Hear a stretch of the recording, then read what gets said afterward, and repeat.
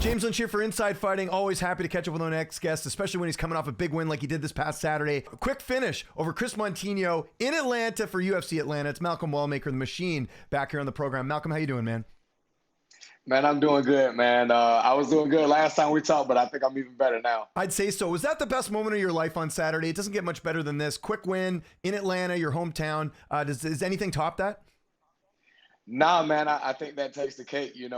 Fighting in the UFC was already a dream come true, but I mean, quick turnaround after, developing the hype off the first fight, and going out there, amazing walkout, amazing knockout, crowd going crazy. It's just all insane, man. Yeah, I had a couple friends that were at the event, including our mutual friend, Dan Levy. I talked to a lot of people. They said the crowd was rocking. How much were you feeding off that going into the fight? Because that must have been something, I'm sure you imagined, but to actually hear it must have been something unreal. Yeah, man. Trust me, I was gonna go out there and I was gonna give them some energy, but when I was in the tunnel and they pulled the curtain before my song even dropped, bro, the fans that was hanging over the rails was like so rowdy and excited to see me that like when the song dropped and I heard the crowd like go, ooh, it was just man, from that moment forward, I was on 110, man. Yeah, and we talked before the fight. I know you weren't overlooking Chris by any means, but you pretty much called the fight like how it went. Did it play out exactly how you thought it would? Yes and no. I knew he was going to be tough, but I hit him with some shots before I put him out that I couldn't imagine somebody just walking forward and leaning into him more, and he did. There was a couple shots I hit him with that I was like, maybe I have his respect now. Maybe I'll be able to start working my game. But I mean, he just pushed and pushed and pushed, and he was tough as I thought they was going to be. How does it feel to knock him out faster than Sean O'Malley did? That's something we talked about before the fight. I know you're like, hey, if they make the O'Malley comparisons, I'm all for it. Yeah, man, that's exactly what I was expecting, and I'm very happy with it. The amount of people that I've seen online make that comparison, mention his name next to mine, and say I did something that he couldn't is something that feels good to hear. It's not as if I don't respect what he did, but I think that I made a big statement by going out there and knocking him out in the first. What's been the feedback like? Because that clip was going viral everywhere. When you look back on this card, your knockout is going to be one of the top highlights, if not the top. Was there anyone that maybe reached out? I think I asked you this last time, but anyone that reached out that you're like, hey, that's crazy. They even saw the knockout, because I'm sure you got a lot of feedback from a lot of notable people. Yeah, man. There was quite a bit of so many people, man. I mean, RG3 mentioned me. Aljo said a lot, compliments about how, he was kind of worried about me walking away from my job so early, but now he believes. But one of them that was awesome too was Henry Cejudo, man. Nice. Henry Cejudo said that he thought I was the real deal after what I did. And I appreciate that respect because, it says that he sees that it was more to what I did than just hit him with a right hand. I put in work to set that knockup out, and somebody as great as him sees that there was quality to it. Yeah, it's pretty cool. How did you celebrate after the fight? Because again, you were on a bit earlier. Did you get to enjoy yourself after the event? Yeah, I did a little bit, man. The first thing I did was I went back to my family.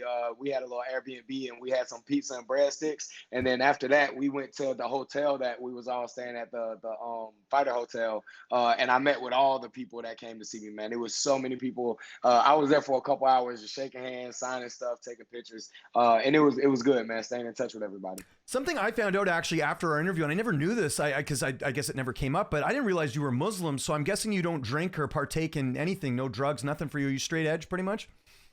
Yeah, man. I reverted a little bit over a year ago. Awesome. And since then, man, I haven't drank a drop of alcohol. I don't really go to parties or clubs, anything like that. I was going to say, when you said breadsticks, that's a pretty tame after party, right? But yeah, man, but it filled my heart, man. I'm getting everything I need out of it. Yeah, but how much does that make you a better fighter? Alcohol at the end of the day is poison. Drugs are not good for you. I know people have their vices, but have you found you've kind of, been a better fighter because of this, because of the discipline aspect? Again, I've talked to another guy who's also Muslim on the card, Mansour Abdul Malik. Same thing. He's like, I'm just super focused now. I don't have anything to, really distract me. Yeah, man, the lifestyle in itself lends very well to being an athlete. But just the discipline of the religion itself too carries over into everything else you do. Sometimes it's super hard to wake up at 5 or 6 in the morning for prayer. But finding discipline and doing that carries over to everything I do in the gym and in my career. So it's been great for me, man. Good. Glad to hear it's worked out well. And another bonus, what are you going to be doing with the money this time? Something. I was as responsible as it gets with the first 50. I still got all of it for the most part. Just been paying my bills out of it and set aside some for taxes. But this one, I'm gonna give my management what they're supposed to get. I'm gonna set a little bit for taxes, and the rest of it, man, I'm not gonna blow it all. But we're gonna have some fun with it this time. I don't know what yet. I'll put something on my YouTube vlog. Okay, we'll look for that. When do you want to get back in there? I know this is a fresh win. You kind of had good time in between fights, like a nice turnaround here. Ideally, when would you like to have that next fight? To be completely honest, I'm willing to fight soon. Okay. As soon as a good matchup comes around, and there's a card that needs me, I'd be willing to do it. There's some real fun cards coming up. A pay-per-view would be amazing. Even something like 317, bro. I'd hop on that. Okay. I virtually don't have any damage. I'll be back in the gym later this week, and getting ready for the phone call.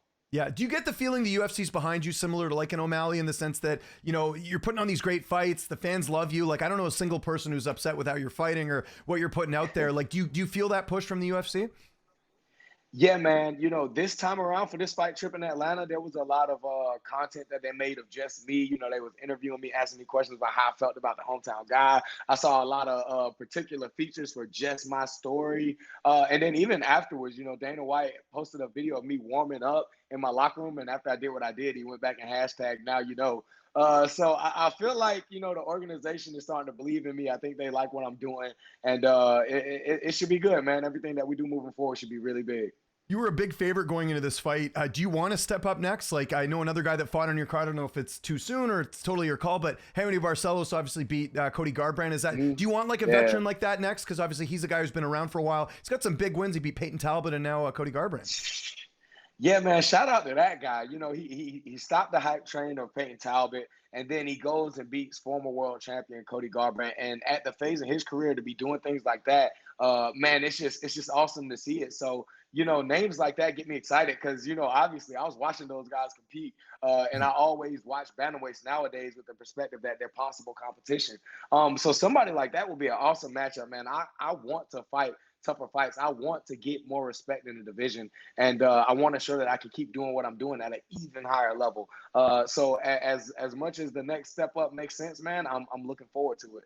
We talked after Merab got his big win. It kind of looks like they're leaning towards Merab and Sandhagen next. What do you make of that matchup if it does happen? Just your thoughts on what could be next at the top of your division. Yeah, Cory Sandhagen is a constantly evolving puzzle. I mean, every time we see him, the layers that he shows to his game is incredible. His last fight, I mean, he made it look like he was Brazilian himself, So I love to see what he's doing, and I'm interested to see what a preparation for Merab would have him look like, because even when he came out and fought Umar, he came out looking a lot different than we expected. So I'm excited to see it, and I think it's going to be a great fight, something that's going to give all the people, whether they're casual or the people that's purists that know what's going on, an entertaining fight. And just last thing, you mentioned Henry Cejudo giving you props. He says he wants to have one more fight. I think O'Malley's the fight next. What do you think? That's such a big fight for your division.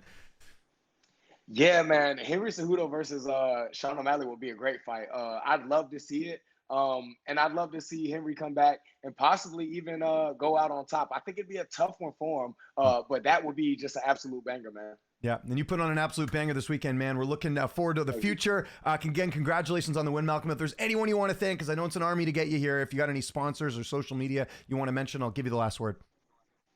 Yeah, like you said, it's a village, man, and everybody involved knows that I love them and appreciate them very, very much. Other than that, man, social media, YouTube, Wallet of Machine, that's where I'm putting all my content and trying to stay in touch with the people.